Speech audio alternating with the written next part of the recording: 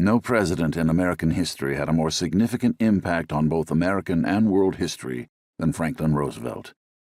He transformed the very concept of what a democratic government should do for its people, what rights its citizens have, and even what constitutes fundamental human rights for all people.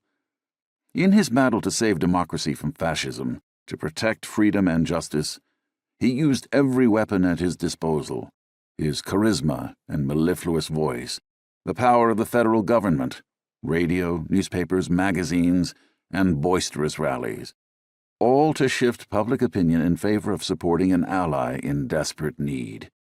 Yet at the core of all of Roosevelt's weapons were his words. His words brought hope to a desperate world, comfort to those suffering hunger and deprivation, and a vision of a better world for those crushed by totalitarian oppression and hatred.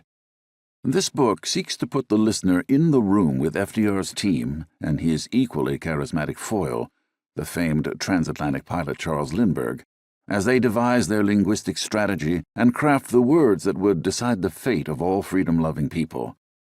I was fortunate to serve as the director of the Franklin D. Roosevelt Presidential Library and Museum for some years.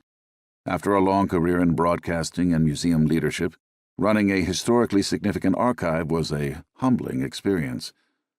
As I delved deeper and deeper into the collection, more than 17 million pages of documents, 10,000 pieces of art, 25,000 artifacts, 50,000 books, the power and impact of his words and deeds moved me.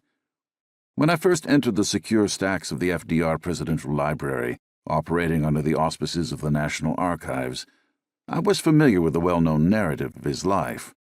Over time, I came to understand a deeper truth.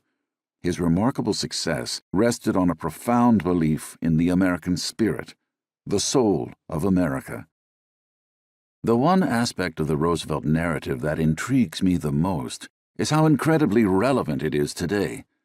Nearly every major issue he dealt with in the 1930s and 1940s is still a part of our daily lives. Global conflicts, weapons of mass destruction, terrorism, income inequality, environmental degradation, propaganda and misinformation, authoritarianism, healthcare, social safety nets, racism, and anti-Semitism.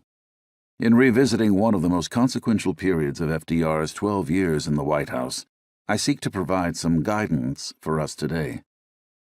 Over a 2-year period, from September 1939 until January 1942, President Roosevelt persuaded the world that free people could overcome the terror of mechanized militaries controlled by brutal totalitarian governments.